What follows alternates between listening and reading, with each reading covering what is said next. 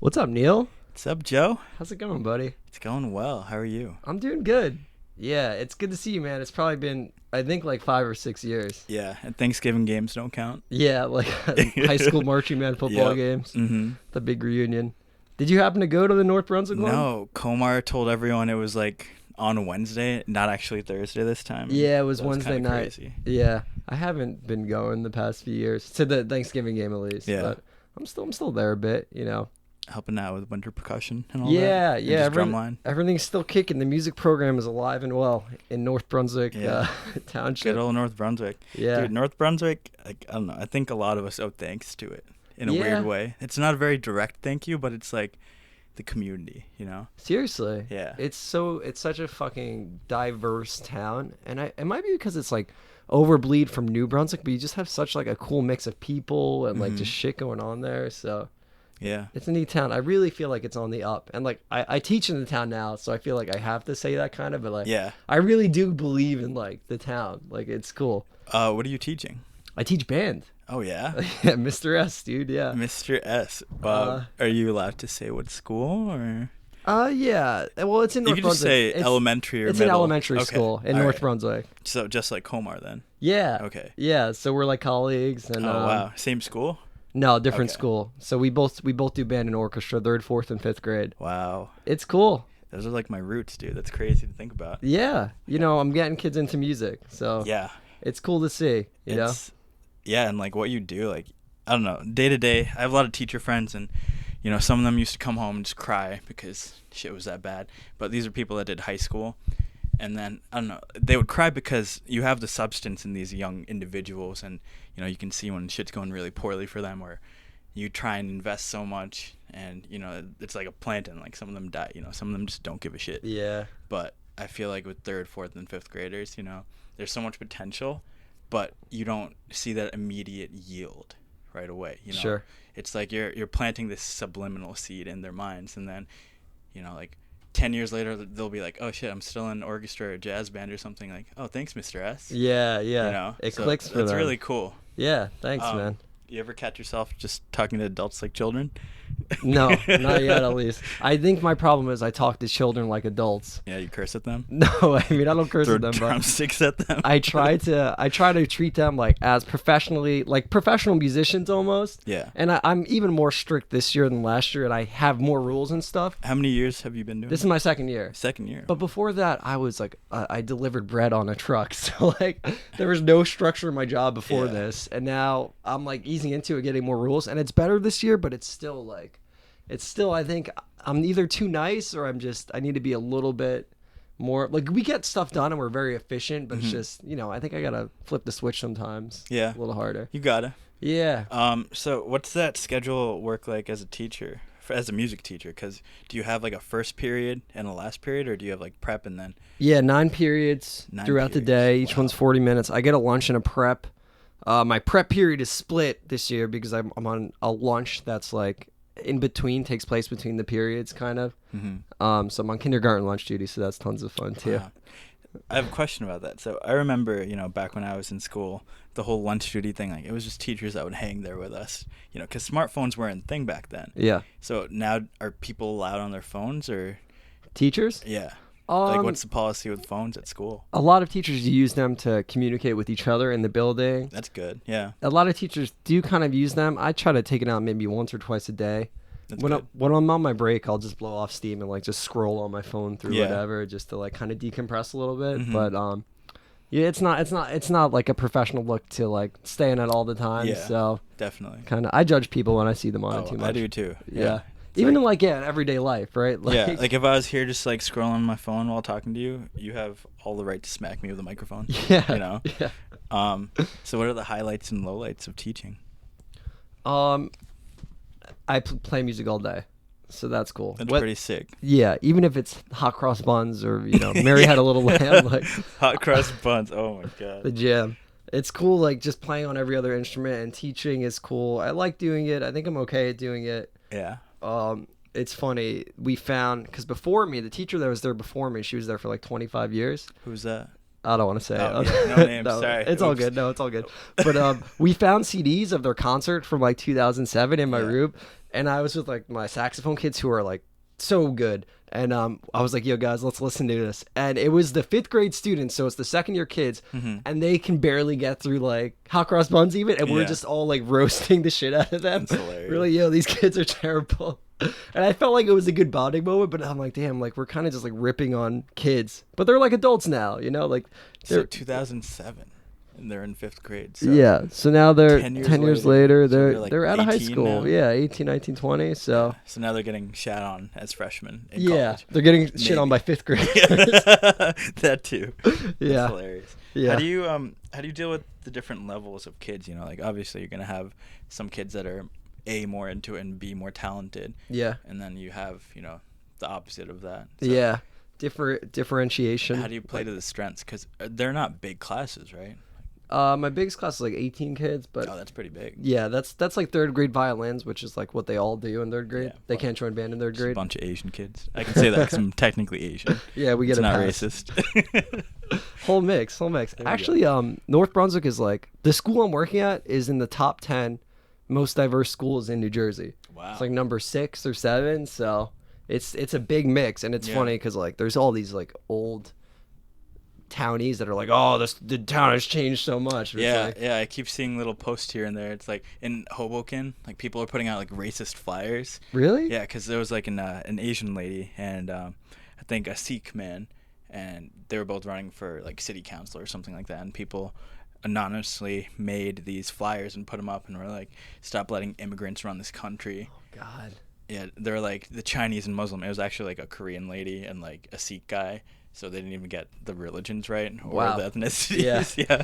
Yeah. That barely matters to them. But yeah, it's just crazy. And like going back to just North Brunswick in general, like I don't think I ever felt like I was, you know, being discriminated. yeah, exactly. Yeah. And which is awesome. Like little things I'll think of, like all the popular kids be like, oh, they were all white, but like, so what? You know, popular Yeah. kids are popular kids, and eventually they had their Indian friends and Yeah. black friends. Yeah. But Everyone, and we all had our place in Yeah. school too, you know? yeah, like band was definitely so diverse. Yeah, Yeah. yeah, it just never mattered there. And I feel like, I don't know if it's because I'm coming of age, you know, like I'm only mid-20s, but or if it's just society, or if it's always been this way. But I feel like right now, like it's become such a prevalent issue, Yeah. and it's just weird to be cognizant of that. Well, it's tough, man, because it's definitely an issue. Mhm. But like, even at that like Unite the White rally that happened in Virginia, there was 500 people there. And Yeah. granted, 500 people is like a sizable amount, but in regards to the whole country, like I don't know the population because I'm stupid, but it's like Oh, I don't either. Don't yeah, worry. but it's like 60 million, 70 I can't even tell you where all the states are, and I blame the school systems. Yeah, so it's tough because it is an issue that needs to be addressed. I think social media, I think just having a 24-hour news cycle in our pocket all the time just Yeah.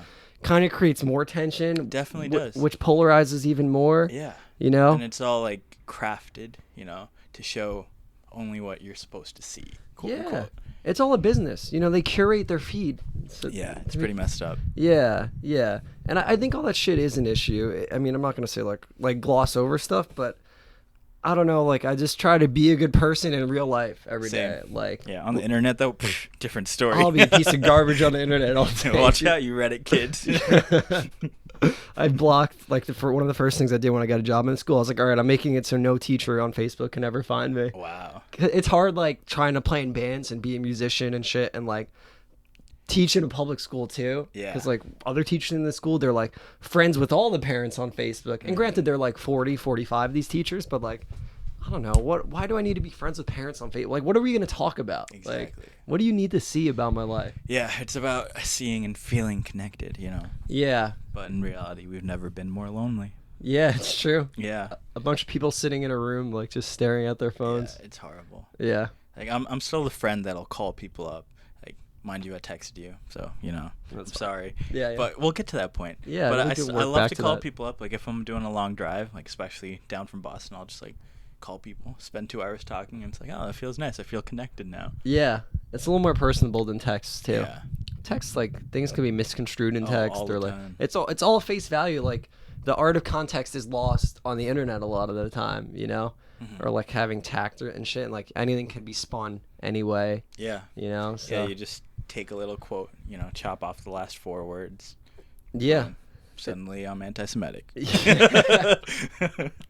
They just take certain words from each sentence. Right? They jumble letters. Like, no, man, I love my bagels with lox. Like, come on. Yeah, who doesn't? Like, I'm all I about had it. one today. I was by the bakery. Oh, nice. I was gonna say names, but I think my name is okay. Yeah. So I'll be. everyone knows that bakery.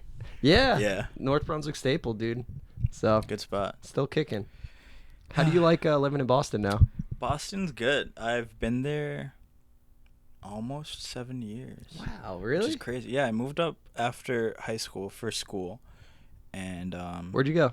I went to Northeastern. Right on. So they do the whole co-op program, which I think is great, especially in this climate for young adults, because it's that whole catch-22 of, oh yeah, we'll hire you if you have 2 years of experience, and then to get experience, like you have to have a job and vice versa. So what Northeastern does is, you go for 2 years, they have you declare, you could be undeclared, and then you go do a 6-month co-op or a 4-month co-op, and you work somewhere. You don't pay tuition, you actually get paid, and then you come back to school and you reflect on what you learned, and then you do it again, and you could do it 3 times actually. Yeah. And so I had a lot of friends. The only downside about Northeastern is that it's so global. Like, some of my best friends were from Belgium, the DR, and Ghana.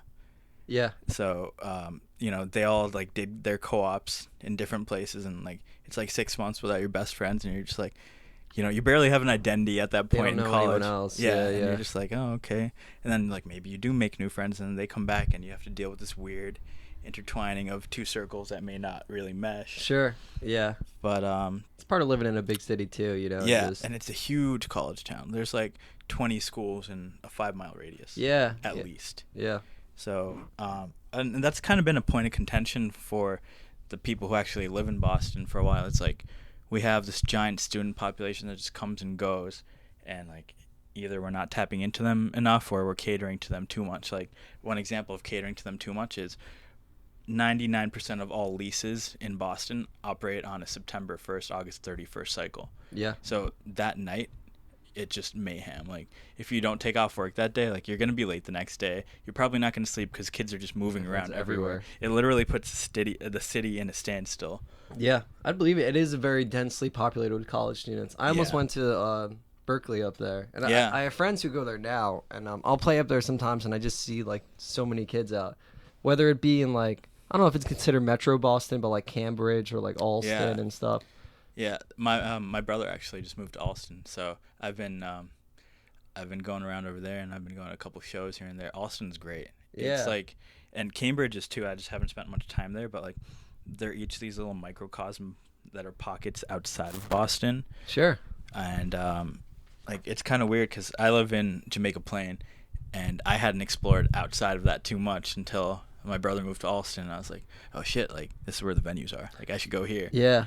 There's a lot going on. Like, tying back to the student population thing, that's what makes the music scene there kind of hard, is like, there's so many kids that are so hungry for it, and you're just trying to one-up each other, but then, like, rather than go play shows and stuff, like, a lot of people just go on the internet and put everything there, which is fine. Yeah. Or they, they'll play shows with, like, no real marketing, and not saying that you have to market, but I think a good mix of the two to be able to get the word out is great. Sure. Because you just have a bunch of disconnected tiny little circles musically, and I've been trying to get more involved in the scene myself, and I've been getting to know some of the like the more of the hip hop scene, and it seems different than like a New York or an Atlanta or like an LA.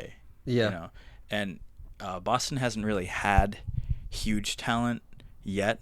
Like, we have this guy Cousin Stiz that kind of blew up, and he's good, but he's going the mainstream route, and his manager has done a lot for him. This guy named Tim, and I had this guy on my radio show while I was at Northeastern with another rapper that he managed at the time, and it's just interesting to see because he manages these 3 guys, and he's taking like different routes with each one. Sure. And this Cousin Stiz guy is the mainstream route. Like, he has he had a feature from one of the Migos guys. Yeah, and that was like a big one. And then another guy is Michael Christmas. That's like joke I know that rap. guy. You know Michael Christmas? He's from Boston area, right? I don't know if I saw. Oh, you know how I found out about him? I was on tour, and I was at like a gas station in like Atlanta or like Kentucky or something, and there was a you know, like you'll go to those gas stations, they have like mixtape CDs. Oh yeah. There was a Boondocks. Remember the cartoon Boondocks? Yeah. There was like a Boondocks endorsed mixtape that Michael Christmas was on. Wow. And this is probably like 3 years ago. But then Yeah. like I got turned on to like his full length and like some of his newer shit on SoundCloud too, and like it's pretty neat. Like it's pretty like weird sometimes. But... Yeah. He definitely has his niche, and like he's gotten cosigns from like Mac Miller, who's come up a lot. And, Sure. Yeah, man, I respect Mac Miller a lot. Like I really do. Like I think he might be one of my top 10 rappers right now. yeah. I'm wearing an Isaiah Rashad shirt. I don't know if you've listened Who's to him. that? He is on TDE with Kendrick Lamar and Schoolboy Q. Right on. And his rap is a lot more like conscious rap, stream consciousness. Nice. Actual bars versus like Bullshit. the current scene. The but hooks. Yeah, it's just very rap is just such a diverse field right now. You know. Yeah. I just want to finish up on the Boston subject. Yeah, so yeah. like it's been interesting to kind of study the state of the game right now in Boston. Sure. Try to understand like where I am personally How you fit in into regards. Yeah. And right now I am just like a nobody, which I'm fine with because I haven't like I'm working on things, but I haven't put anything out formally. Yeah. And so like I've reached out to a couple people, be like, oh yeah, like I'm a big fan of your work, and you know some of these people talk back, which is awesome that they're responding. Number one, and then they tell you like, oh yeah, $800 for a feature. Sure. And it's like, shit, like I don't have $800 to blow on that. Yeah. And like, you know, as a new person, like it's like, are they telling me that because they know they can say any price, or are they just saying that because they know I'm not going to take it? Yeah, it's hard, man. Like, Yeah. because you have to find a way to make it work as a musician too. So then I feel like there's just not enough money in music sometimes. So There people really isn't, Find yeah. different angles now to make a buck. Because Yeah. music sales, generally speaking, make way less money, right? Yeah. It's a lot more streaming now. I did my thesis on, you know, the state of streaming and versus record sales. Yeah. Back in school. Streaming doesn't really compensate all the money that's lost from record sales. I mean, Nope. it's a good outlet and it can bring people to your shows. And you know, I think like Chance the Rapper is a great example. Yeah. Of, like, he doesn't even have a record deal and he like was Grammy nominated, right? Like, Yeah, so I listen to a lot of other hip hop podcasts. By a lot, I mean like two.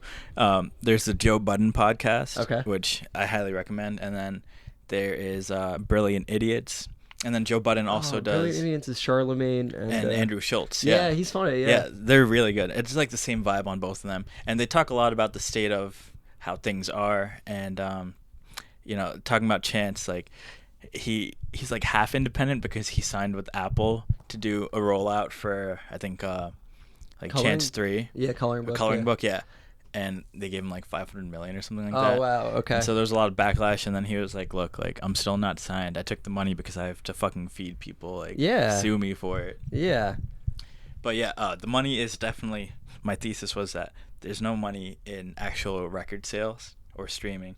So by doing that, you know, you can use that data. You can cut it up. Like Metallica did this. They found out that their biggest fan base was like somewhere in Latin America, and they went and played 3 nights there, sold out each night, sold so much merch. So merch and tours. yeah. That's where you get all the money. That's where it's at now. Yeah. Yeah, it's way different. People think like, because I run like a record label, more of the boxes are in the other room, but like I do Yeah. choke artist record label shit, and people are like, yeah, man, you're doing it, and it's like, I don't know, like a good month for me is breaking even or like Yeah. making 200 So bucks that I crazy. can put back into it, you know? Yeah, and people think like, oh yeah, like you're playing shows, you must be making money. It's like, no, I might have paid to play here, you know, Yeah. or like I didn't make anything back, like what you just said. And if you do make anything back, it just goes back into the process. Sure, yeah. Like some of these bigger guys, like they don't even make that much money yet, you know. And, Yeah. That show, Everyday Struggle, that Joe Budden does on Complex, they had I forget who they had on there. Big Crit.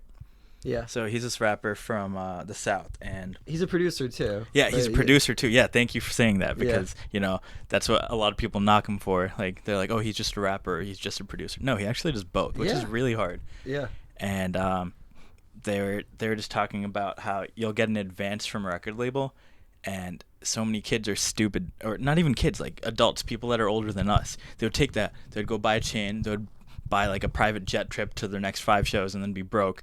And then you go into more debt creating the next record, and that's how you get enslaved to the big record label Yeah. that you're stuck with. Yeah. And like people don't realize like you're supposed to like invest in yourself. Like that's the business side of it that so many people don't ever learn Yeah. It's true. until they're It's too 5 late. million in debt. Yeah. It's crazy. It's a hard thing to navigate, I feel like. I still don't know what the fuck I'm doing, like, with anything. Like, Hey, labels have hit up some of the bands I've played in, and Oh, nice. we'll just, like, troll them and be like, there's one label that hit up Invalids, the math rock band they play in, and it's, like, a bigger, like, but, like, kind of metal label, and Invalids is, like, math rock. Like, we don't use distortion or picks at all. There's no double bass, like, but he's like, yeah, I'm trying to get into more progressive, like, prog instrumental music. I think you guys would be a good fit. And we were just like, what can you do for us? And he was like, just think of me like a credit card. So he, like, could front money, I guess. And Yeah. Like, what a lot of labels will do now is they'll get their bands that they represent onto tours by throwing money in for advertising. I saw this band, a Wilhelm Scream, in Philadelphia recently, and this opening band that played for them was so corny, dude. Like, just the corniest, like, pop punk that it sounded like it should be on Warped Tour, which is like, Warped Tour bands are like a dying breed anyway. Like, they canceled Warped Tour for next year. Did they? Wow. Yeah, like, I think End of an era, dude. yeah, That's it definitely crazy. is. It's just over time, like, just the importance of it kind of faded. Everything is so much more accessible now that you don't need this carnival sponsored by Monster Energy to, like, Literally carnival for children. Yeah, it is. Yeah, Sweaty goth kids. yeah, Punk So, kids, quote unquote. yeah. You're punk if you spend $40 on this bracelet, shit like that. Yeah. But yeah, we kind of were just like, what can you do for us? And he's like, I can help you get on the tours by paying bands for advertisement. And this band I saw open for Wilhelm Scream in Philly, I could just, like, tell that they didn't fit on the bill. And later I was talking to one of the other guys and one of the other bands on the tour, and they were like, yeah, they're on Victory Records. And Victory agreed to just pay money for advertising for the tour to get So them on. what do you mean by they paid for advertising? They paid who? I guess the booking agents, the agents for the tour. So they just, like, they bought their spot. They bought their spot. Okay. Yeah, it's a different way of, like, buying onto tour. It's like, yeah, we'll put $1,000 or $2,000 into advertising with these outlets through these publicists. Get you clicks on this site. It's just like a dirty game, and I don't know if it's worth it sometimes. It is a dirty game. Yeah. And a lot of it's luck, Yeah. Like, because you can have good marketing going on. You can have an okay band, and then they click, and then it's like, oh, they're getting kind of big.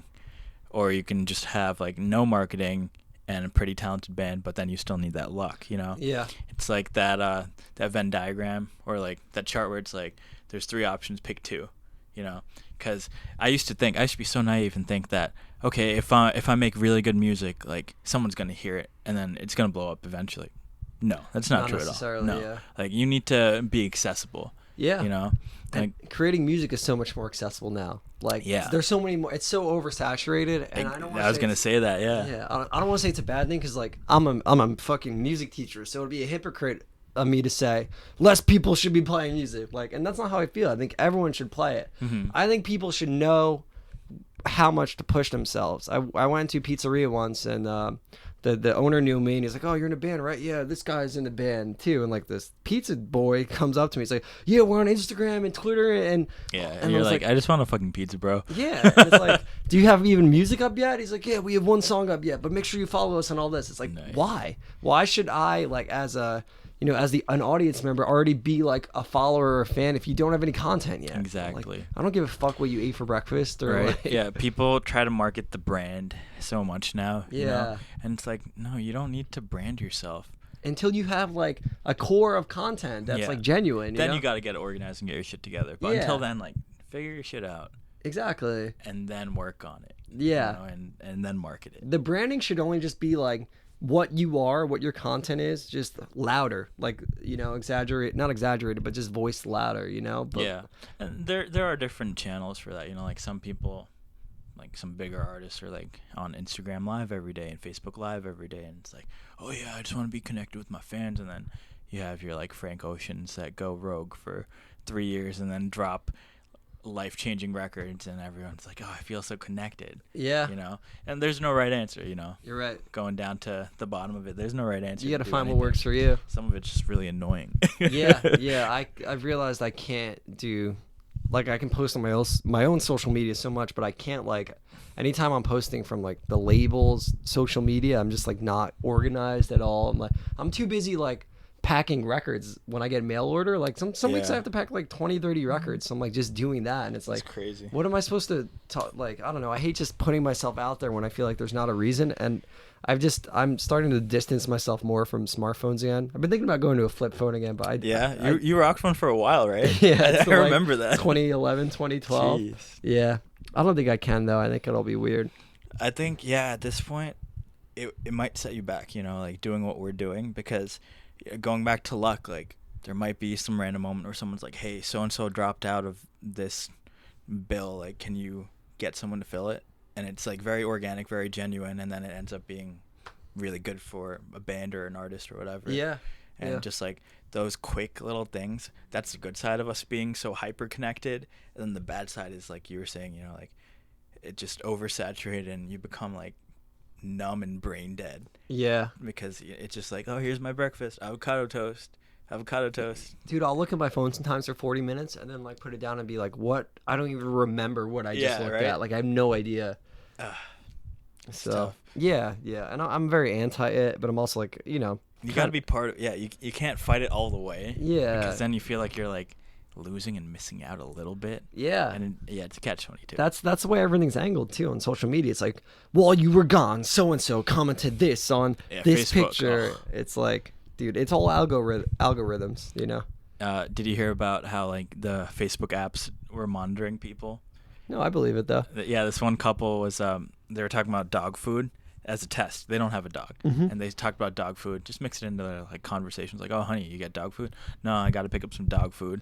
And just for 2 days they did this, and then the next week all their Facebook ads were tailored for dog food. Yeah. Freaky. I believe it. Yeah. I tried to do a similar thing with my friend at a diner once, and like just like we had like an hour and a half conversation at a diner, and then after we scrolled through his feed and it was like Coca-Cola came up and like all the shit that we were talking about. That's and it's so like, creepy.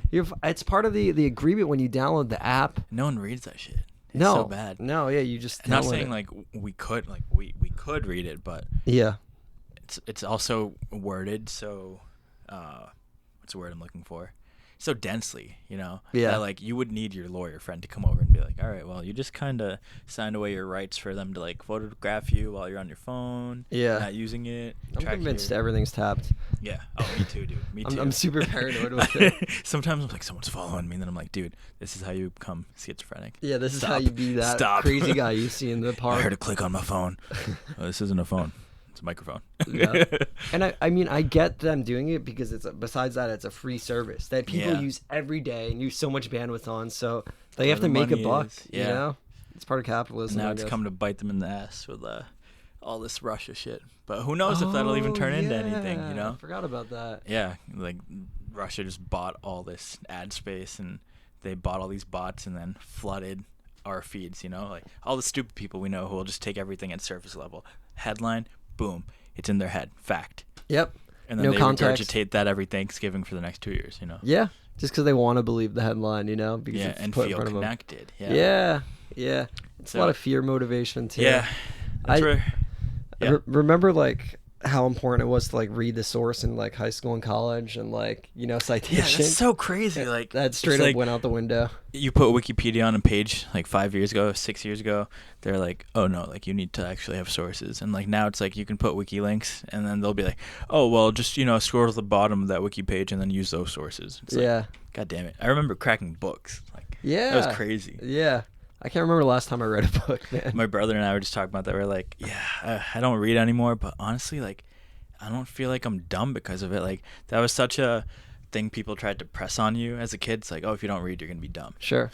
But now it's like, no, you can definitely learn without reading books. Yeah, I mean, the phone is a tool that you could still read articles on. Yeah, my ADHD ass can still read a couple articles on there. Bounce around. Yeah. And feel educated. I miss reading fiction though, because I think that forces your creative muscles a little. I actually read it in this art book yesterday, and it's barely a book. It's like just all pictures of like, it's a lowbrow like surrealism book, and it interviews all these guys, and it's like, I try to read a book a week because it just pushes your visual muscles because you're like, visualizing everything you're reading about. I was thinking about that. I think about like the Harry Potter movies versus the books.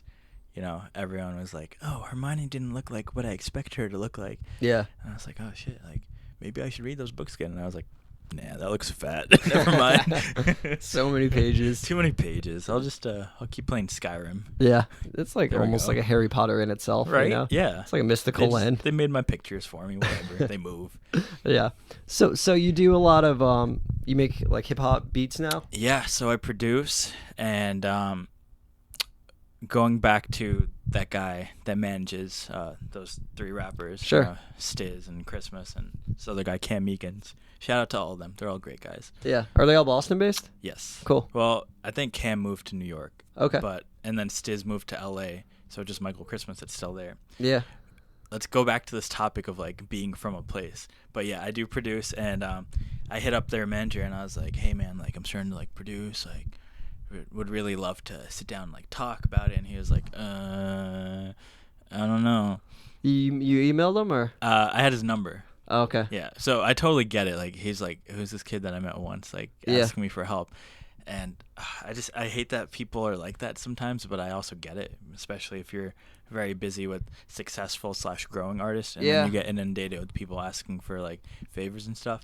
At least he replied to. At least he replied, I yeah. respect that. So I do respect that, but pretty much I was like, yeah, like I realized at that point as I was texting him, I was like, no one just wants a producer. Like they want you to rap. They want you to do more than just produce. Because producers in this environment, that in this playing field, they just get treated like shit. They get stepped on. Yeah. You know, not everyone's like a Metro Boomin, whose like sound is plastered everywhere. Sure. And now everyone rips it off. Yeah. But well, dude, but that's the thing. You got to just grow your own shit, grow your own brand, put out. What I see a lot of producers do now, and this is coming from like the Bandcamp angle, which is like the music streaming site I'm most familiar with. But a producer will put out a good mixtape.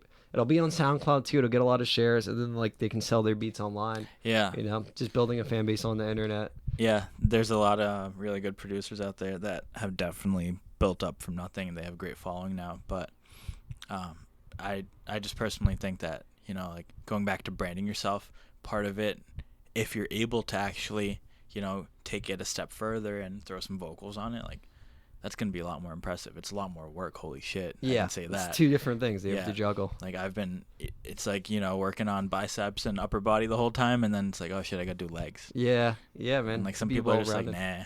But I mean, that's what Kanye did. That's how he got to where he is. He was my starting inspiration. Like I remember I was in college, sophomore year just started, and I was browsing eBay for MPCs. Yeah. The MPC 1000, and hell yeah. I found a couple for like $300. I was like, oh shit, and I may or may not have been selling some, you know, weed, brownies or something on the side to supplement just money. to supplement. Yeah. And I was like working at the library, and I was just like checking eBay. Just like watching like 10 MPCs at once. They probably thought I was like crazy. Yeah. And then I finally got one. I remember I was working at a day camp here in East Brunswick that you might know of. I think I do. Yeah.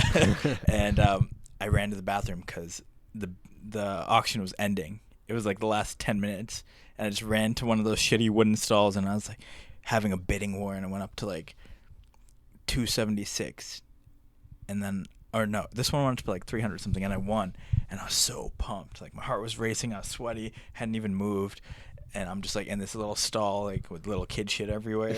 And then the next day they're like, oh sorry, like the seller canceled, and I was like, god damn it, that sucks, man. so fast forward a couple months, same thing. Bidding war for an NPC. Yeah. They're hard to find. They are. The one that functions. I had one that ran on a floppy disk, and eventually shit the bed. It was like my brother-in-law's, but yeah. Which model? I think it was like 2000 or 2500 or something. Yeah. It had to Those be are the bigger ones. Yeah. It was like it looked like a computer almost. Yeah. Microsoft computer. But go on. Sorry. Yeah, no worries. And then I finally won this auction, and I was so pumped again. And then, you know, like a couple of days went by, and the guy hadn't shipped it. And so it's like, contact seller, and I'm like, hey man, like hope you're doing well. I was wondering, like, you get to ship this yet? And he's like, oh, I've been really sick, like I haven't been able to. I'm gonna ask my roommate to do it. And I was like, red flag, sketch, orange flag, whatever. Yeah. And then like a couple more days go by, and I'm like, hey, like did you get your roommate to do it? And he's like, oh yeah, like he lost the tracking number though. And I was like, are you kidding me? So I do what you're supposed to do, and you file like a claim through eBay, like it's all insured. So I got my money back. It never came in? I thought it wouldn't come. And then I remember I was laying there on my shitty twin XL bed, and I got like a little mail notification. It's like, you have a package waiting for you at Spear Hall. And I was like, huh? And I go, and it's the fucking MPC. Wow. So I got refunded. I got it for free. That's sick. And I remember just like, I lived with 3 other guys at the time, and I just started on my desk, and like I was learning how to like sample into it and like chop it up into 16 pads, you know? Yeah. And then I'd just set up in the living room. And I remember I was chopping apart Red Hot Chili Peppers records, because at the time I wasn't really that big into hip hop, and like I didn't know much. What's it? I know Kanye. Yeah. But that's it. Yeah. And that's kind of where it all started for me, and I just kept going. I got Ableton eventually. Cool. And that seems to be the best interface for running a live show too, if you ever want to do that. Like dropping in, they have those like track pads where like you can drop in sequences as it's going and all that. I bought a launch pad too. Yeah, that's what I was for some reason. Word, and now it just gathers dust. Because like I went through all the phases, man. I thought I was gonna be John Mayer. I thought I was gonna be Skrillex. I thought I was gonna be Diplo. Yeah. I thought I still am gonna be Kanye. Yeah, just be yourself, man. Yeah, but you know, like it was so cool just learning and trying to be all these different things, because by studying the greats and taking little pieces of what they did, you know, you kind of craft your own identity. Sure. In a way. Yeah, I mean, there's nothing wrong with having influences to your shit. You know, as long as it's not 100% derivative. Where Exactly. you're like regurgitating something. Like, you know, you can put your own spin on anything. So fast forward, you know, 4 or 5 years, and I've been seriously producing for maybe like 1 to 2 years now, and you know, like I've made some. I'm pretty proud of like good beats. Yeah. And it was cool like showing them to friends and like putting them on SoundCloud, and like people like them. And then I remember I did a little like Instagram post when I got to 1,000 plays. I was like, oh, thanks everyone. Like I'm so grateful for your kindness. And then I remember I did a Chopped and Screwed remix of a Future song. Okay. Because Chopped and Screwed is like really cool, and for people who don't know, it originated from DJ Screw in Houston, and it's when you pitch down a track, and it just kind of breathes new life into it. And the whole idea from Chopped and Screwed is like it's supposed to sound like really drugged out, like people are drinking lean listening to it. Yeah. And it's supposed to be like DJs used to do it when they would have the same record on both decks, and they would just switch back and forth, and it would be like, you know, like Joe Scala's in the house, and you cut to the other deck, Scala's in the house, and just like cuts back and forth. The kind of phasingness. I think right away with the T-Pain Chopped and Screwed song. Yeah, too, there you which go. Which is fucking tight. Yeah, that's really cool instrumental. And I just made this really like, I called it Chopped and Sloppy, because you're not supposed to say it's Chopped and Screwed, because Screwed was DJ Screw. Yeah. Who's dead, so rest in peace. So I called it Chopped and Sloppy so I wouldn't get any backlash with my like 100 followers on SoundCloud. But then this thing started blowing up, and I was like, holy shit. And then it got like thousands of plays, and I was like, I should have taken advantage of this, because I didn't have much of my own stuff on there. I had just like a hodgepodge. This is on your SoundCloud? Yeah, I still have a hodgepodge up there. I have like my final track from a songwriting course that I made, which is really cool. But yeah, that just goes back to like the luck element. Like random shit that you don't even think of will pop off. Yeah. And remixes are a good way to turn people onto your shit, because they're familiar with at least one element of it. Exactly. And you're spinning it your own way. Yeah. So I'll definitely do that again, you know, like, and I was thinking like for my debut project, if I were to take some art from these local Boston rappers, and like if I just remixed like one of their songs or something, like what would that do? Yeah. Would they get pissed at me? Would that be good marketing? You know, and it's like only one way to find out. Yeah, I think, you know, any publicity, anytime people see their name, they can't, like, they have to be grateful that like their name's being unless put out it's there. like so and so was caught like diddling kids. Yeah, unless you're like slamming them. Yeah. Yeah. But like I think a remix is, you know, as long as it's in good taste and it's, you know, half decent. Yeah. That's cool. Look, so what's your well, and I'll drop your SoundCloud shit in the bio. Yeah. Or the cool. you know, the description. But what is it? I'm just going by my name. You know, Cool. I'm playing it pretty boring, but you know, if Kanye can do it, I could do it. Yeah, man. So I'm just going by Neel Bhadra. That's Right it. And yeah, like I have a couple tracks that I'm still working on. I have one that's completely finished, and I'm trying to like think like marketing wise, like when's the best time to do it. And it's a fine line between like never releasing and just releasing completely wrong to like radio silence. Dude, you know? yeah, I have some friends that like recorded an album like 6 months ago, and it's like, Yeah. when are you gonna release it? And they're like, we're waiting for the right time to do it, the publicist or Yeah. dropping a single, and it's like, man, just I want to fucking hear it, like just get it out. It's I hard, know, man. and that's half of it, and the other half is like I want to have things ready to go after that. You know, Sure. if it does pick up momentum, I don't want to be like, oh shit, like now I have to rush to finish these other records Yeah, because I don't have anything ready. yeah, And so like there's that one thing that's like mixed, mastered, done, ready Cool. to go. And then there's a couple other ones that are just like beats, and I have vocals I haven't recorded yet. you're gonna do vocals on them too. Like Yeah. so, the one track So- you have, you did vocals on. Yeah, it too? yeah. It's Dude. very Travis Scott, Kanye West 808s Yeah. influence. Okay. I produced the beat entirely. I chopped it up on the MPC and did some stuff, Cool, man. which is a lot of fun. Yeah, it felt great. And like after I did that, like there were moments where I listened to it and it's like, you know how you listen to something so much that you kind of become desensitized to it and you're just like, this is shit. Yeah, Like I have those moments, and then I have other moments where I'm like, this is great. Like, how do I get back in that zone? You know? Yeah. Because sometimes my mind just takes off, and I'm like, in my second bedroom's a music studio right now, where I do all my stuff, and like sometimes I'll just have great days where I'll walk out and have like 10 ideas that sound amazing, and then the next day I walk back in, and it's like these all sucked. yeah. It's part of the And- craft. yeah, just and- doing it for it's a muscle. Like the more you do Exactly. it, the better you'll And be. that's what everyone says, and then like once I started doing it, I started to get it, and like I just had a lot going on. Like I switched jobs recently, and then like with the holidays, so I feel like I've been out of touch with that, Sure, and so it like kind of stresses me out in a way. you get the itch. But yeah, I definitely have the creative itch, and it's like, you know, you can't beat yourself up over life happening. Yeah, You know. it's gonna happen. I mean, you could do your best to make time for it, but Yeah. you don't have to kill yourself with shit. And going back to me and like my sound, you know, I talked about Kanye being one of my biggest idols, but another big idol is Daft Punk. Okay, and which era of Kanye? Like all eras? Yeah, I love all of his stuff. Okay, man. that's fair. I love Yeezus a lot, just because it was dark and it was like weirdly industrial. You know? Yeah, yeah. Like I think that appealed to me because I grew up on Daft Punk, Chili Pepper, System of a Down, Sure. like Sum 41, that kind of stuff. So like for me, like rock and roll and then Daft Punk style of like house music were always really big influences. And then I did that Reddit Secret Santa thing last year, and I just put like, oh yeah, I like Kanye and Daft Punk. And this girl was so nice. She sent me this drawing that she made of Daft Punk, which like I hung up in the studio, and this anthology of Daft Punk. And just like I would read it on the train every day, and their influences were all these disco records, because that's where house music originated from, Sure. from disco, you know. Yeah.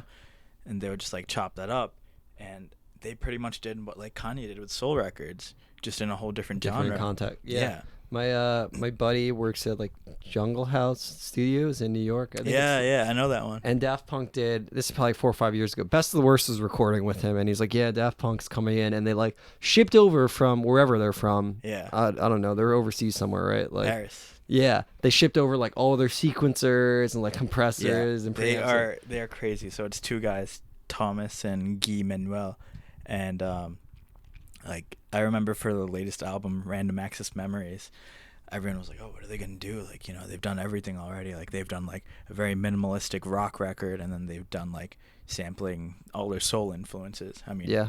Disco, and then on this one they used like real session drummers and guitarists and musicians Cool. in general, and they brought their samples to life, which is really cool to do.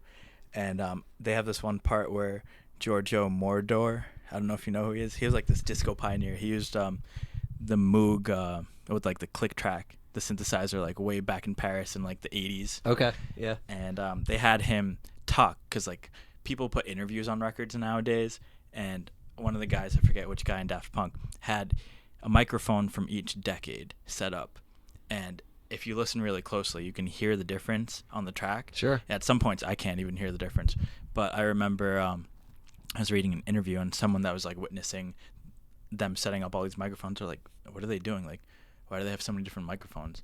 And they're like, "Oh, he can hear the difference." Wow. They're just that neurotic about it.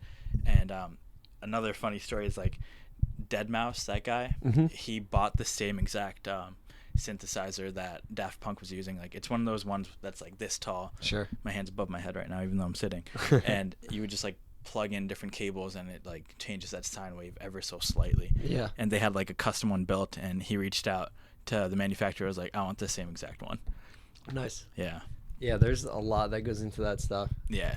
Those guys are sick. A lot of people want to write it off as, oh, you're just like at a computer doing stuff. But the guys who do it well or girls, like whoever's doing it well, like they're doing more than that, Yeah. you know? Like Skrillex, like hats off to him because he started in from first to last. Yeah. He was the Sonny lead Moore, singer. dude. Yeah, Sonny Moore.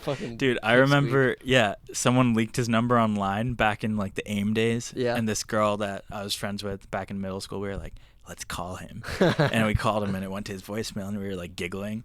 Yeah. And then like years later, he was apparently like sleeping in warehouses in LA.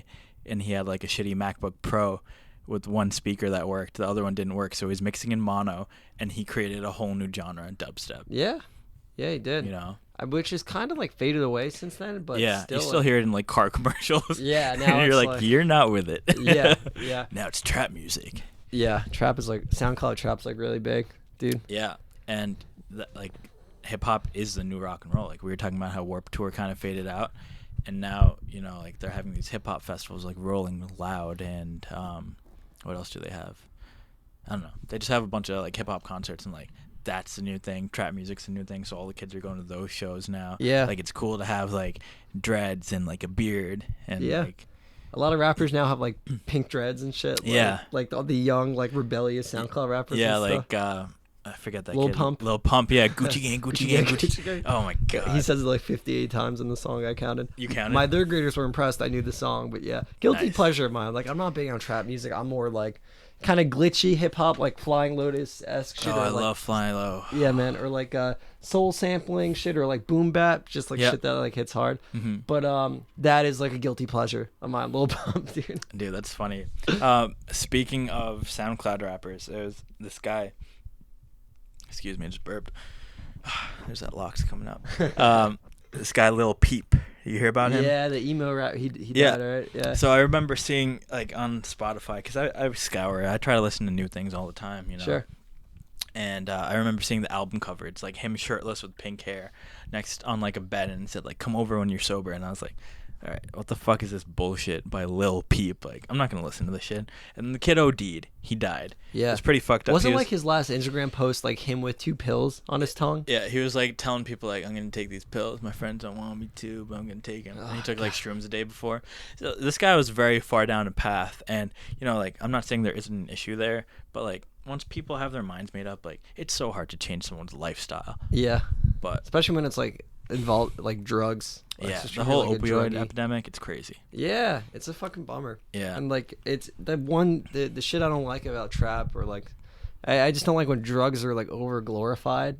Yeah. You know, like a lot of lyrical content of trap music is like shitty kind of, and like I'm not saying everything has to be like conscious hip hop either. Mm-hmm. Like it doesn't. There's always been like hype music, you know. Yeah, I agree with you. Yeah. Music you can enjoy, but like I feel like it's just easy to just be like, just talk about drugs the whole time, you know. Yeah.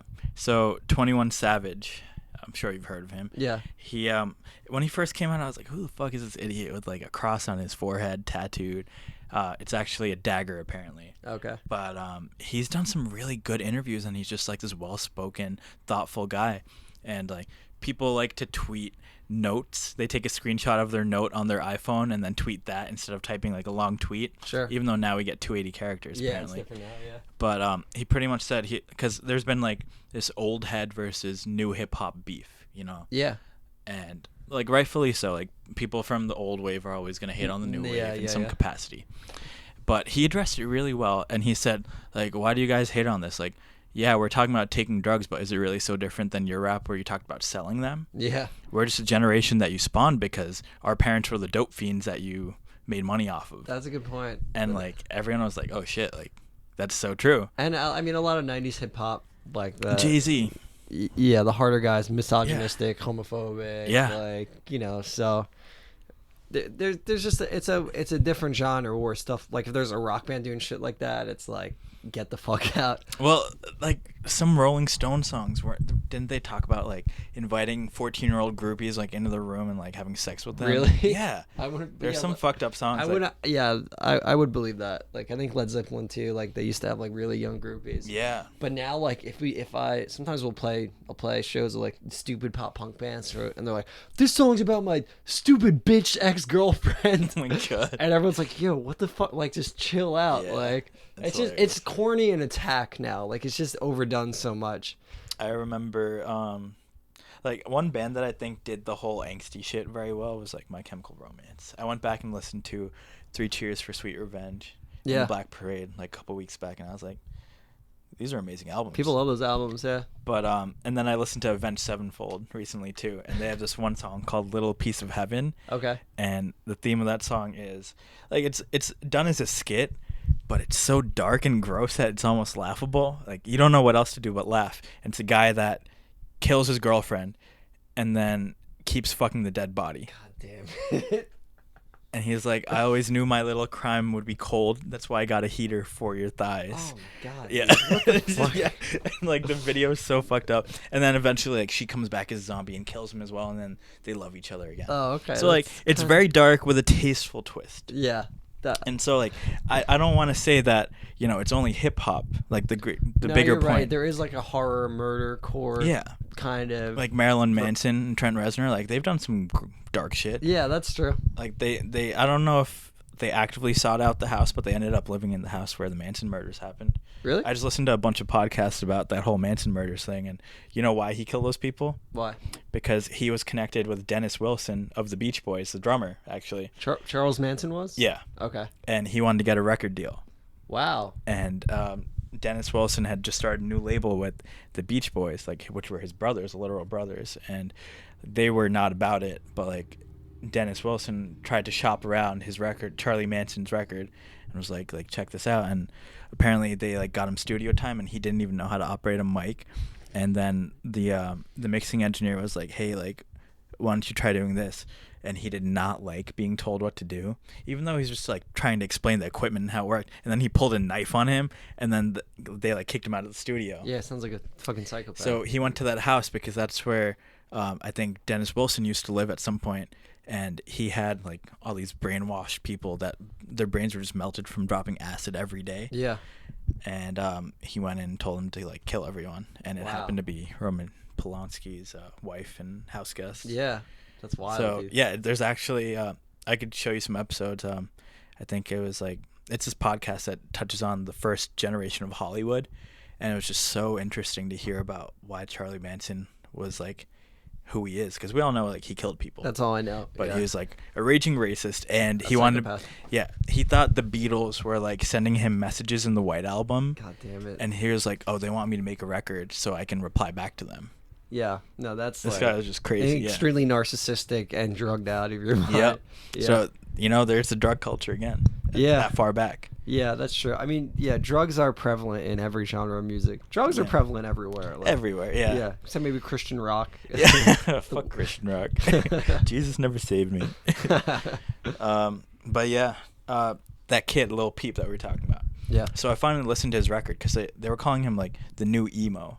And I was like, what the fuck is this? Did you listen to any of it? Nah, I only watched like Anthony Fantano's like review of his shit. Okay. That's all I really knew. So I listened to a couple songs, and like there were a lot of elements of like Taking Back Sunday, kind of like used stuff over trap beats, and it kind of worked. It felt like middle school style stuff to me when I heard it, but that goes back to we were in middle school. Yeah, exactly. Yeah, like, that's why he was like 21, I think, and it makes sense that like he had like the younger kids. Because now I'm like, I'm closer to 30 now. I keep thinking I'm 28, but I'm 27. But like, I hear shit now. I'm like, oh, that's 4 kids, 100%. Right? Like, isn't that so weird? Yeah. To think like. And then you go to shows. Like I go to shows. I went to this Isaiah Rashad show, and like most of these kids were like high schoolers. Yeah. And it makes you think like you have no control over who your fans are. Like you can try and cater to one age group, but most of the time it's kids. Yeah. That's where you make a lot of money. Like, kids coming out. Make the kids do the marketing for you, you know? Yeah. They'll share your shit. They'll use their parents' money to buy your CDs. Like that's why Warped Tour worked for so long. Yeah. You know? Just drop kids off at some like East Rutherford parking lot. Yeah, pretty much. Pick them up 4 hours later. Yeah. Hopefully they haven't gone home with a band. Yeah. Ugh, Dude, yeah, yikes. it's fucking wild. I mean, there's so much of that has happened forever, and I think it's finally gonna, like, all these call outs, even though it's a lot and it's exhausting, I think it is a good thing. Like, I think so too, yeah. It needs to happen, and then, like, hopefully everyone can kind of level out. Like, I think we're just in the shitstorm of everything right now, as far as, like, call out, and just as far as, like, society. I think everything will level out again. We're all just adjusting to using the internet all together at once now, you know? Yeah, going back to how you were saying, you know, like, suddenly we're aware of the things that happened in this village in India and Africa, and we're like, oh my god, those bastards. The whole time. There was just like this blind bliss of the 90s and shit that, like, I miss it. yeah, everything just seemed better, you know? You could just fucking, like, do your shit. You do know everyone was getting fucking raped and, like, exploited and stuff, but it's sad that that'll happen, and it's good that we know now. Yeah. There's so many. It's just gross. Let's talk about your music scene. We talked about mine. Yeah. So I wanted to be in a band for the longest time. Sure. You know, and I was in a band with, like, Kevin and Zach and Rishi back in the day. Yeah. And then I got kicked out of that band because I was trying to do too much stuff. My mom made me do, like, a play at the time. So, yeah. But I committed enough to the band. Yeah, exactly. And I realized, like, fuck this. It's so much easier when it's only one person's thoughts and ideas and Yeah, it is. politics and all that. Yeah. And you've been so involved in the band scene for upwards of 10 years now. Yeah, I think like 14 years. How'd you get involved? I don't think I've ever asked you that. Yeah, so when I was, like, really young, when I was in, like, 4th grade, I started getting into, like, alternative rock, right? Which, I mean, everyone wants because it was on the radio. Yeah.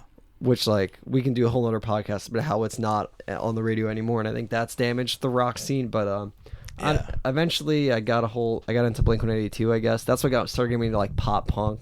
Mm-hmm. And it was like, which member of Blink-182 do I want to be? And it was... I love me some Blink. Yeah, dude. Amazing. And I wanted to be Travis because he was sitting down, and I liked all of his drum So parts. badass. Yeah. Oh my god, he's such an amazing drummer. Yeah, there's, like, a lot of people that hate on him. Like, no, I think he's No. great still. Like, yeah. He always, like, he's really creative. I tried to finger drum to that stuff. I couldn't even do that. Yeah. He's fucking nasty. So then I became obsessed. I had, like, a Blink-182 live album. I thought they were the coolest. I just wanted to start a band. 6th grade, I do, like, a coffee house at Linwood Middle School, and I play brain stew with my friend. He plays electric guitar, sitting down, no strap, no distortion. It's not even in the right key. Yeah. And we play brain stew. I play drum set. Then I just got involved with the music program at my school. Started playing around with more friends. By, like, 8th grade, one of the first, like, real bands I was in, Marlo Nisha, started. Marlo. Yeah, Woo. that lasted, like... You were a rock god to some of us younger kids. You know that?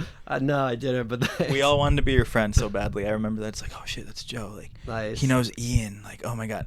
The girls fucking loved Ian. Yeah, Ian it's is a this shame, kid. Dude, yeah.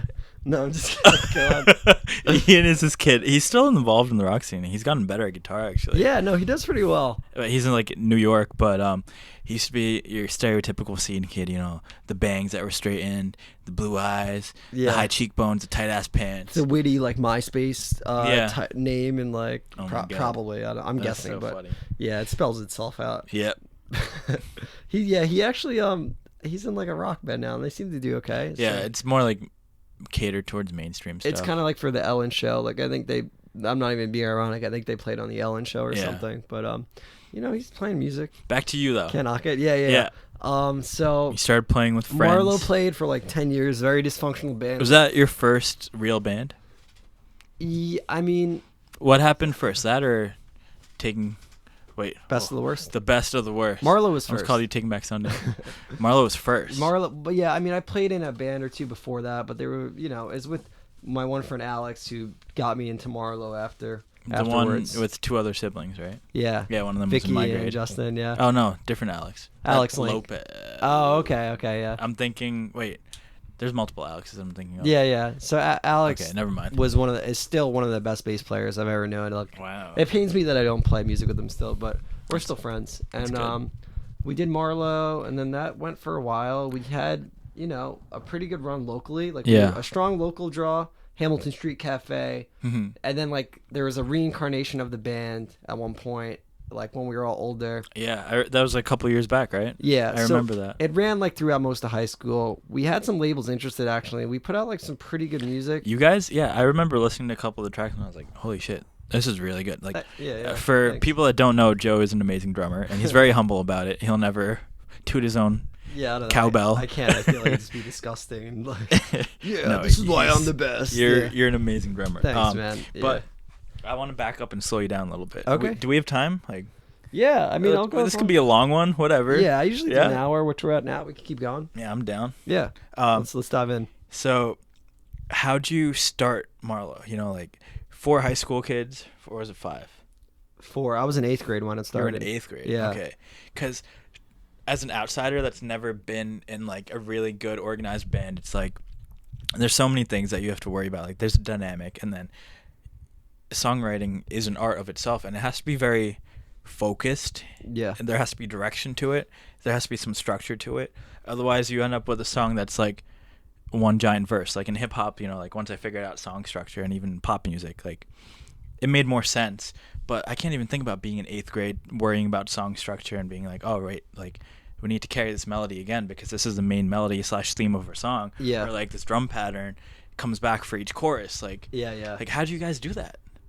I think post-hardcore, melodic, hardcore, whatever we were playing, it's a formulaic genre, and not necessarily in a stale way where it's like it feels like it's all been done before, but just like you have certain things that are kind of vehicles in your music that you use to like kind of write. And as a drummer, I can just hear music and want to put a beat to it. So like I jammed with those guys once and was like, man, those guys are really good. I hope I can like play in this band. Because when I first started playing with Marlo, Alex was the drummer. Alex is actually a good drummer too. Wow. So we were just all kids that fucking ate up music all the time. Like I remember being like 9 and my parents would be like, hey, we're going to Home Goods, do you want to come? And I'd be like, yeah. And I'd just be excited to get in the car with my Walkman. And I remember like a 20-minute drive to like Marshall's or whatever, and I just brought like 8 CDs. It's like, yeah, I have all my CDs with me, I'm ready to like drive in the car and go wherever. And they're just like, what are you doing? Like, we're only driving for like that's 10 hilarious. 15. So I was just always like very into music. When I was a kid, my parents listened to a lot of disco. Yeah. Like Whitney Houston and shit. Like Nice. they're like Brooklyn trash. So like they used to go to disco clubs and like all that shit. But like I really like the bass lines of disco and like the vocals and the horns and shit. There's some good stuff, you know? Yeah. So that got me into music when I was young. Then yeah, I did Marlo's stuff for a while, and we just wrote, man. It wasn't really calculated ever. Like, What was that writing process like? Smoke 2 blunts and just kidding. Yeah, I don't know. Just it's kind of riff based, or groove based. So that was a band where we would all write together. One guy would bring something and we would all just build on it and loop stuff instrumentally, and then like figure out how many times we need to put it in the song, and then like do that. Vocals were always the last thing. We never really cared about shit like that. And how'd you record these ideas at the time? Ooh. Would you like physically write things on paper and be like, I all right, here's the tabs. Here's the it's drum weird tabs. because this was 2002 Exactly. or 3. So we didn't have all the technology that we have now. Like you and I, you know, we fucking plugged 2 mics into preamp, and then boom, we can record in GarageBand. We're broadcasters We're now. broadcasters. Yeah. So I think Alex had Pro Tools, like a very old version of Pro Tools that he definitely bootlegged. And we would use that sometimes, and other times we would just go from memory until we had enough money to go into the studio. So the first thing we recorded was the summer, I think, before I started high school. And that was like the first EP we did, which was like pretty okay, not great. But then we got a vocalist from that who was big in the Central Jersey scene, who played in a pretty big metal band that we looked up to, because like we were 14, 15, and all these first name or no? Yeah, Ernie Trent, this guy. He's a really good guy. He sang in Marlo for like 4 years. Mm-hmm. We looked up to all these guys because, like, you know, this is like the Pure Volume days of the music scene. So you go to purevolume.com, you can see who's charting in your area. I remember that. This band from South Brunswick called the Dead Season. They were like melodic metalcore. Wow. And we play with them in like Heightstown, or like I'd run shows in North Brunswick or South River. Like I remember at the Italian American Social Club. Yeah, man. It's funny. Like at school, they're like, "Oh, we're having a staff party at the Italian American Club." And you're like, I used to get really sweaty there and like watch kids rub up on each other. Yeah, I used to watch people, meatheads, start fights for no reason just because they were 19 and angry. Like Hilarious. So it's just funny how, you know, I mean, it's a hole. I use it for whatever, but it's just funny like that. I feel like I live a double life sometimes because I'm like, You do. teacher Don't deny and it. then like not a teacher. So Don't deny it. You do. yeah, yeah. So the singer of the Dead Season quits the Yeah. Dead Season, joins our band. We're all fucking stoked. We go to Tracks East and South River, record 3 songs. Now the Pure Volume days are still going, but now it's kind of like MySpace days. Sorry to pause you. No, go on. Because I love hearing all the intricate details. Like part of my journey has just been like finding these stories about how people did certain things. So this is your first time in the studio? The first time in a legitimate studio. Wow. Yeah. Before that, we just went to some guy who had actually that dude Jeremy who works at Jungle House now. He did the first Marlowe EP, but back then when we were 13, he had like shit. He didn't really know what he was doing. Yeah. But we recorded Tracks East, which is like where Hatebreed recorded, Catch 22. Wow. I think like Limousine, like a glam rock band. Like a lot of bands had gone through there. Yeah. Like from the 80s and on. And I'll never forget after we recorded the EP, Ernie went there to like get the finals, and the engineer said, "Hey, you have a really good drummer and bassist. Like, don't let go of those guys." And me and Alex were like 14-year-old shitheads, so like it was cool to 14, hear holy from a guy that put out like some of my favorite metalcore records or like hardcore and shit. So we put that EP out.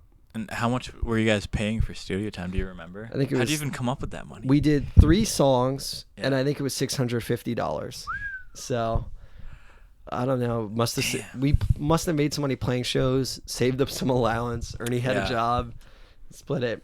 Later on, when we did our second EP, we were selling Rice Krispie treats illegally in high school. I think I remember that. Yeah, that's such a weird thing, like that and like candy bars. Yeah, remember? you just fucking sell candy in high school and it's fine. You say it's for a club, and then you're just like making money. Yeah. So we made a lot of money doing that too. Boy. For the second Marlowe EP. And then by that time that second EP had come out, I think Alex had quit and joined like another band or something, but we were still going and doing well, and we had interest from some labels, like indie, but like they were like a stepping stone to bigger labels. Like for sure. Indianola Records was one of them, which was like a melodic metalcore label I looked up to, who had A Day to Remember on it, like A Day to Remember earlier stuff. Wow. And like a bunch of bands from that time period that had like similar sounds, and they were interested. They were like hitting us up for demos and stuff. And how did those conversations go? Like, do they actually come to you with some type of game plan, or do they just say, they were "Hey, just we shopping. like you"? I think because we were still in like we were still like incubating. We were all 16, 17. We weren't on the road, and that's what a lot of labels want to see. They want to see a band that's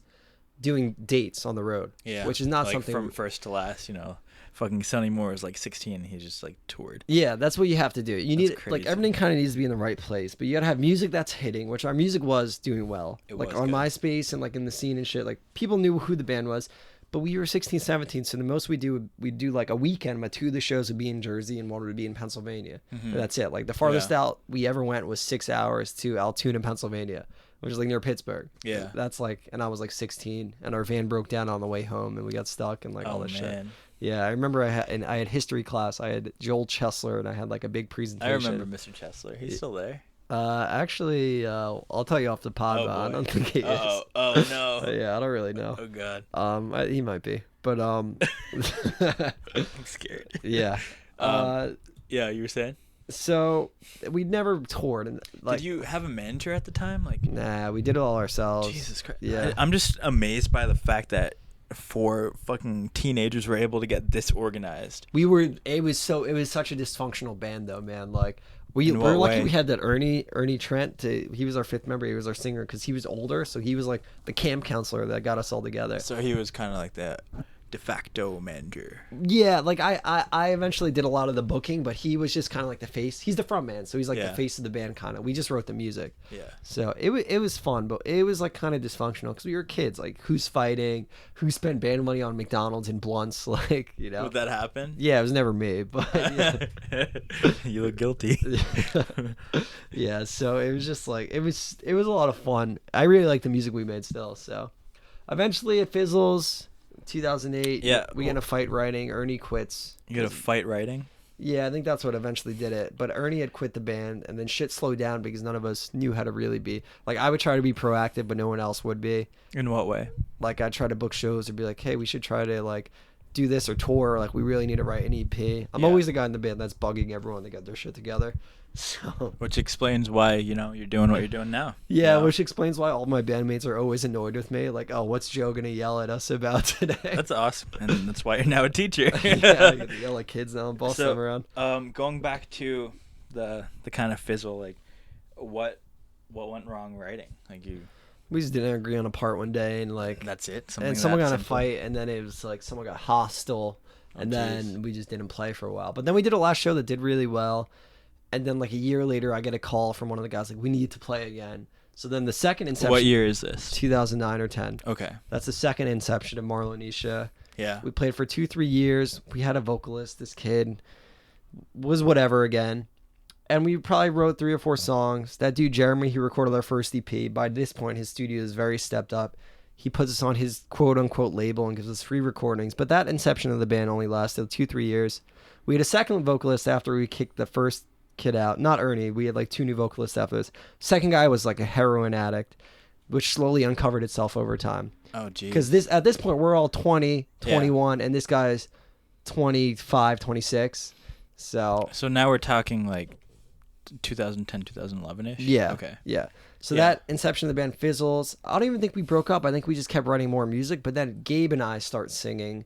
And that's kind of when the band started doing well again. It was 2011 to like 2013 or 14. Yeah. We were all like New Brunswick based at that point. Gabe starts running house shows on Lewis Street, which is like the best way to curate a music scene and like build your own band up is like if you can run shows and book the people and build a community around it. So we do that. And the band does well, like in New Brunswick, really. And we get booked out of state a little bit. Like I think we played Ithaca and like maybe Philly. I don't really know. But we were just playing music we like. We're not really trying to tour. Eventually that fizzles out and then the band just stops pretty much. So Rip.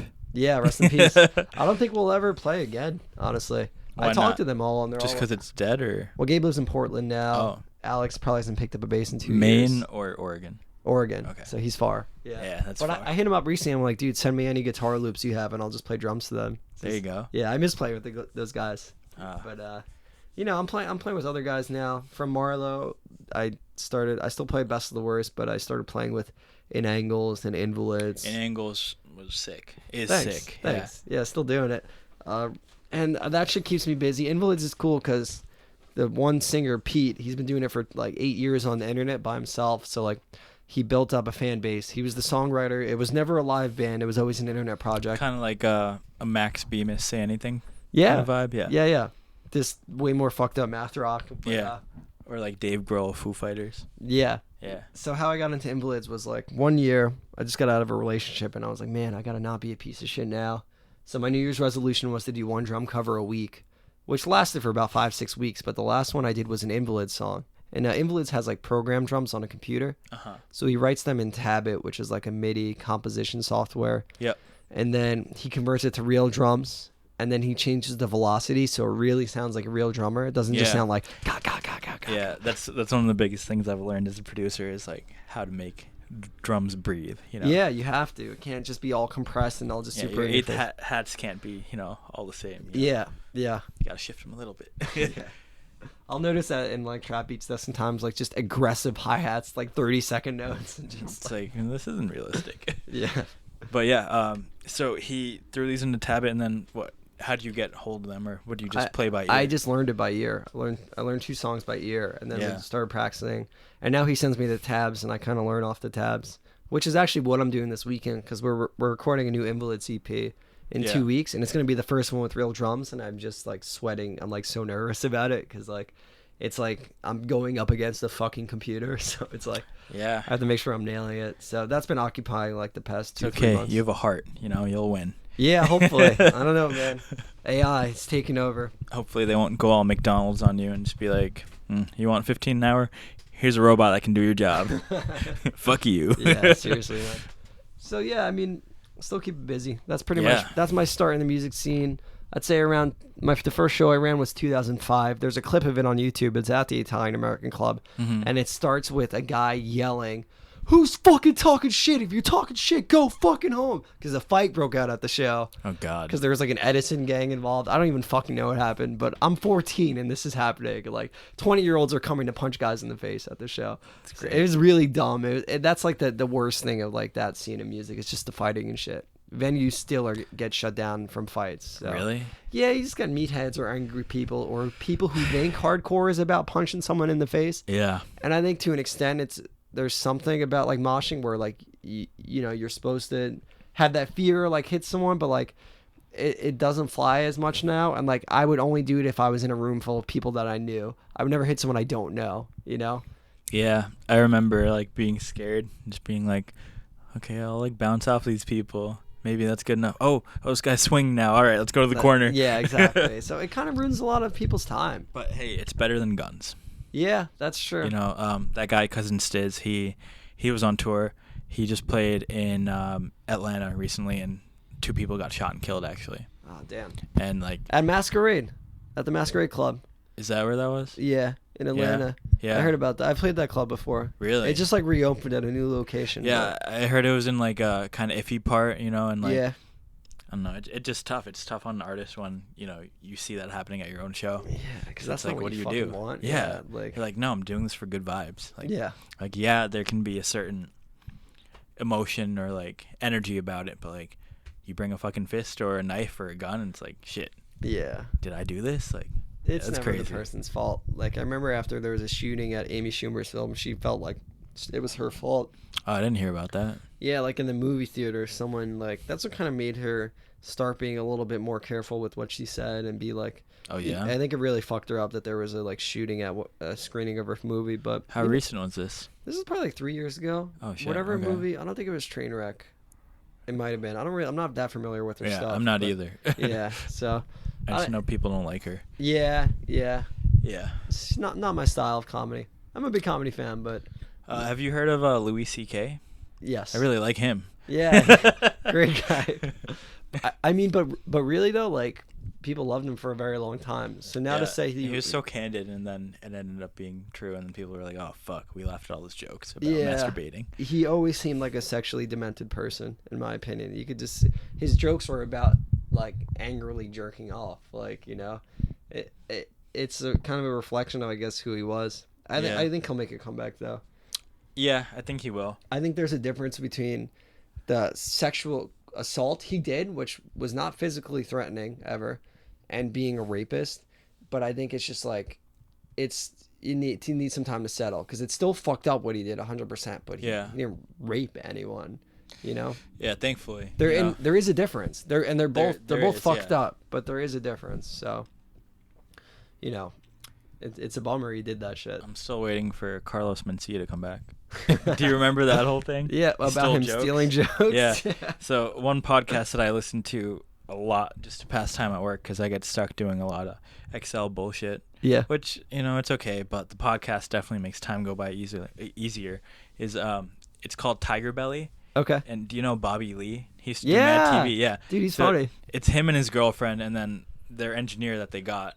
That ended up being part of the podcast, and his stories about the comedy scene coming up. And oh, yeah, because it was L.A. He's at the Comedy Store, right? Yeah. And his stories are just phenomenal. Yeah. So shouts out to them, and definitely give them a listen. But he was talking about how, like, he used to be best friends with Carlos Mencia. Like, Mencia took him to Honduras, where his family is from, and, like... Wow. And then this whole falling out happened, and it was just really awkward. Yeah. And... Mencia still tours too. He was at the Stress Factory kind of recently. Yeah. What? Like a few months ago. Does he just stand there and not talk? And let people boo at him for like a 15-minute set? Throw tomatoes. It's like, thank you. Bye. Yeah. Yeah, I guess still pretty clutch. I guess he has a set. I don't know. It's hard to bounce back from shit. Like once you're publicly defamed, it's hard to really. Yeah. But that's what Bobby Lee was saying. He was like someone asked him point blank, like, do you think he could make a comeback? And he was like, you know, honestly, I feel like if he came up with a lot of original material and pitched it to like a Joe Rogan, and then eventually Joe gave him like thumbs up or thumbs down, because he was the guy who really called him out. He was a whistleblower. Yeah. And then, you know, from there, like a Netflix special or something, and then that could bring him back, but who knows? Yeah, it's tough, man. Fall from grace is weird. Yeah, you know, I'm waiting for mine. Yeah. I mean, I don't do anything wrong, I don't think, but I don't know, I'm waiting for something. I feel like why do you feel like that? I just feel like everyone eventually is bound for something to happen. That's how I kind of think now. Something can happen, like, but, you know, if you have nothing coming to you, I don't think it will. Yeah. It's really the people who, like like, yeah, the music scene, you know, every career has its moments where you have to, not literally, but slit someone's throat to get in front of them or get ahead. Yeah. You know, and I don't know personally if you've done that, but, you know, Try like, not to. like, I'm thinking of like Kanye West with the whole Taylor situation. Like, what you would consider that a fall from grace, you know? Yeah. And then he made My Beautiful Dark Twisted Fantasy, and everyone was like, this is a sonic masterpiece. Yeah. And he like came back up, but then that became part of his brand, you know? Yeah. But with sexual assault, way different. Yeah. But That's with like Carlos Mencia, it's like, you could come back, but how? Yeah. He's pretty I don't know. shunned. He's still working. I just feel like having opinions is dangerous sometimes. And I feel like if I do these podcasts, even like I don't know. No. I mean, I'm not saying anything wrong. Like, Yeah, when we I do see what you're podcasts, saying. Like, I don't think I'm saying anything that's really shitty, but it's just like I don't know. You can spin anything, and Yeah, I meant to say no, as in like no, like going back to how you said, you know, any press is good press. yeah, But it all boils down to what you're doing with that energy that you're getting from other people, you know? yeah, Because even people like scrolling through a feed and clicking like on your thing, your post, whatever, that's some type of energy, you know? that's true. And then fuels some fire, you know, whether it's your like creative fire or like just your marketing fire. Yeah, And then depends on where you go with that, yeah, you know? So keep being free. Keep speaking your mind. It's important because so many people are told what to think, you know? And too many people are sucking dicks these days. not literally. It's just like and I'm guilty of it too. Like I'll be like, "Oh man, like I loved your record. Like you want to talk about it? Like can I interview you?" yeah. We should talk about your blog, dude. Yeah? Yeah, because Well, you do run a music blog. I right? do run a music blog. It's called The Neel Show. Yeah. Is that like a spin-off from your radio show? Was that called The Neel is, Show? yeah. So Okay. I did a radio show at Northeastern for like 4 years called The Neel Show, and it was so much fun. Yeah. Just having all that studio equipment and, you know, playing whatever I wanted and Yeah, like, man. talking to random people, occasional interview. It was good. And then college ended, and I was just like kind of sad. I was like, going back to studying people and sucking dicks, you know, that guy, Tim, that manager, what he did at BU was he had a radio show. Yeah.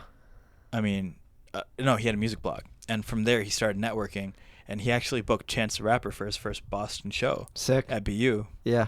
And he started doing ciphers, like hosting ciphers for people, and that's where like Michael Christmas and Cousin Stish showed up. Right eventually. on. So yeah, he gets a lot of credit, rightfully so, for starting that scene. Because Pretty he much. was working it. Yeah. Yeah. He was working the scene, and he was organized, Sure. which are two big things, Yeah. you know. And so I was kind of in a rut creatively because, long story short, just you can do 100 covers, but then once you start writing your own material, it's like a whole new ball game. Yeah. And so that was one of the biggest things for me to overcome. And I was trying to network because I realized marketing is big. You need to have a network because who you know does get you somewhere. Sure. And so I was like, what the fuck can I do? Like, okay, like I can tweet about shit. Nah. Yeah. And I was like, okay, you know what? I'm going to do a music blog. And I remember just reading all these articles like, blogs are dead. Are blogs dead? Blogs are cool. Which blogs you should follow? And I was like, fuck it. I'm just going to do one. It's like, how much does this shit cost? Like $50? All right, let's do it. Let's get a domain. And so I started with the Neel Show, and I took that Facebook page that I already had like 100 people following, and I just converted it to, you know, from radio show to It's like a blog now. a music blog. Yeah. Yeah. And I remember thinking like, okay, like what do I have to do? Like I need a hand recorder. Okay, got one. I bought one for like $100 at Guitar Center. Nice. And then I went to this Isaiah Rashad show actually, and I had reviewed a couple albums. I reviewed his album, and you know, like my style was like, okay, I'll talk about what each song was like, the best part of each one, because you know you gotta cater to the people and the generation that we're in, where people want things so fast. I can't snap very well, but It's coming through on the it mic. sounds like me throwing a dick at a wall. But flap. so I was like, all right, I'll just give them like little highlights of each song. Maybe they'll like see something that really speaks to them, read something that speaks to them, and then say, all right, like I'm not gonna listen to this whole album, but I'll pick these songs because Neel said they were good. Cool. And then I'd give it like a little final blurb and then like a rating. And so I went to this Isaiah Rashad show. I actually fucked up because I was in between paychecks when the tickets were starting to sell out, and I didn't buy a ticket, but I bought a VIP pass for like $40 or something. So I got this shirt, and you got to do a meet and greet with him. And him and his manager were so nice. And I was like, hey, like I have some cash, but I didn't get to buy a ticket. Like, could I give this to you? And he's like, oh yeah, just like ask my manager. And like they let me into the show. Cool. It was super nice. Yeah. And so I asked him at the beginning. I was like, hey, like, do you think you'd want to do an interview? And he was like, And I was like, no, it's fine. You know, I was trying to be understanding. Like, he's been on the road for like 2 months already. Yeah. He has 4 more months to go. He probably doesn't want to. That's fine. But then I saw his 2 producers that he worked with were there. They're also his friends. So this guy, Des Sanders, I was talking to him a little bit, and he's like really quiet. And then at the end, I remember like this was at the Sinclair in Cambridge, actually, which is a great venue. I love it. They have like you walk in. There's a hallway, then there's an open room that has the bar and the merch tables, and then you just walk up some steps, and it's the stage in that area. And so I remember, like, the first show was going on, and I loved it. It was great. And then I come back down, and he was doing 2 shows that night. So I just kind of hung out, and then I was just, like, there, and I had my hand recorder on me, and I kept looking at the merch table, and I was, like, waiting for it to clear up, and then it finally cleared up, and he was still sitting there selling merch, and I was like, hey, man, like, would you want to do an interview? And he's like, yeah. Nice. And so we fucking sat down and we just talked about production, and it was great because the whole angle that I want to go with for my blog is the backside. Nice, dude. Hell yeah. The behind the scenes. Yeah. The butt of hip hop, you know, because yeah, you have all these venues, not venues, all these channels that do like interviews with the actual lead singer or the face of whatever the personality, group. But ultimately, a good artist is his team Sure. or her team. Yeah. So I like to talk about production as a producer myself. I like to talk about the story behind how things happen. Like we just had a little baby interview where I talked to you about and asked you about Marlo and your songwriting and all that. And I just love hearing all that stuff. And a lot of people don't realize that, you know, there's so many great stories behind their favorite songs or albums. Yeah. And so we had a really great talk. And I remember toying with the idea of like just putting the audio up there, and I was like, no, like it's so disorganized you can barely hear it. So I just typed it up, transcribed it, and put it on the website, and like we got some good reception. And then I did more album reviews, and I remember just like reaching out to people. And a big thing that happened for me was one of my good friends from school. Well, she wasn't a good friend. She's a good friend, but she's not a good friend. You know, does that make sense? Yeah. She's a good person. Okay. And she works for this PR firm that did Boston Calling. And so I was like, hey, like, how do I go as a blog? Like, how do I get a press pass? And she's like, oh, well, you got to have these numbers. And I was like, okay. So I started doing some Facebook ads and, like, got some numbers up. And then I sent that to her every month. And then at the end, she was like, I remember Boston Calling was in May. It was, like, March or April. I think April. And she was like, all right, you've been approved. And I was like, oh, shit. And, like, I bought a ticket at that point. So I had to, like, resell my ticket because the press pass got me in. And I was like, all right, let me contact all these hip-hop artists. I did a couple, like, write-ups just to, like, hype it up as it was coming, like, hip-hop at Boston Calling. Cool. And no one hit me back, which is fine. I remember just, like, hanging out back there in the press tent and just, like, looking like I was doing shit, you know? Yeah. And I see, like, some artists are doing, like, interviews. Do you know Mac DeMarco? Have you heard him? Yeah, he was so funny. He did his interview with some Harvard kids in a porta potty. Nice. Like 3 of them were just in there. Yeah. But I was like, all right, you know, like don't let this set you back too much. Nah, yeah, you're gonna get snubbed, man. Yeah. And what she did that was super clutch. Shouts out to Kelsey for this. She gave my email to all of the labels, so they all email me every time some new shit comes out. Right on. A lot of it's like pop bullshit, but one of them is from 300 Entertainment, which is like Leor Cohen's label, and like they have like Young Thug on there. And they had this new guy named Mir Fontaine. Okay. He's actually from South Jersey. He's from Camden. I read the interview you did with him. Yeah. Oh, yeah. Thank you. Yeah, Thank man. you. It means a lot. Yeah. And, you know, like, I listened to his song because, like, I got a couple emails, and he put out a song. This is smart on his part. He called it Frank Ocean. Yeah. And he interpolated part of one of his songs. I think it's off of Nights from his last album, Blonde. And he made a music video for it. And it was just like a catchy song. It was good. It was kind of different, like a sing song, like a little conscious. And I was like, all right, this is cool. And then I got a couple more emails, and I was like, fuck it, I'm just gonna send an email. And so I emailed back the publicist, and I'm like, hey, I run a blog. Could I interview him? And she was like, let me see what I can do. And I was like, oh man, something's about to happen. Yeah. I was pumped. And then finally say, yeah, we pick a date and time, and like 10 minutes go by, 20 minutes go by, and I'm like, oh shit, like they ghosted me, whatever. I guess it happens. And I just sent an email to the publicist, and I was like, hey, is this happening? And she was like, oh yeah, like it should be happening. And she emailed his manager, and then I get a call, and they're like, hey, this is so-and-so, the manager. Mir is right here. Cool. And in the beginning, like, it was a phoner.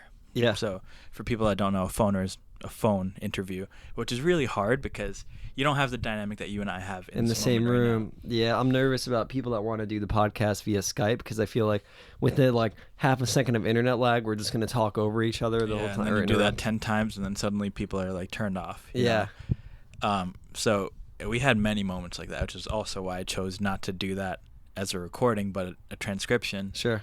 But it was a beautiful interview, man. Like, he opened up. Like, you can see that. Some of my good friends that read it, they're like, yeah, in the beginning, like, his answers are very short, not very calculated. They're just very generic. And then he opens up as I ask more probing questions. So due diligence on both fronts. Yeah. And it was just great. And it got him a lot of good press.